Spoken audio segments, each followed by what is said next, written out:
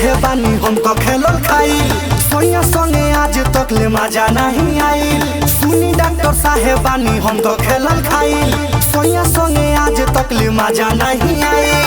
सुनर लइका देखते हो मोर चटाई मान रोज डोली ई दे दी बारा 10 वाला गोली मन भरे कौन संग सोली ई दे दी बारा 10 वाला गोली।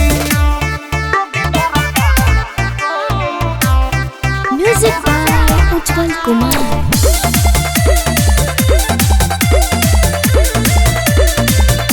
भइल जवन भइल अब सुधरे के चाहिए नैन मटका होके नहीं खुद के बचाइले। भइल जवन भइल अब सुधरे के चाहिए नैन मटका होके नहीं खुद के बचाइले। डोज लेनी रोज देह भइल बा कलौजी भसुर लागे उहो हमके कहतावे भौजी देला सा पहारा निकली बहारा खोली दी हो सधक चोली ई दे दी बारा 10 वाला गोली मन भरे कौन संग सोली ई दे दी बारा 10 वाला गोली।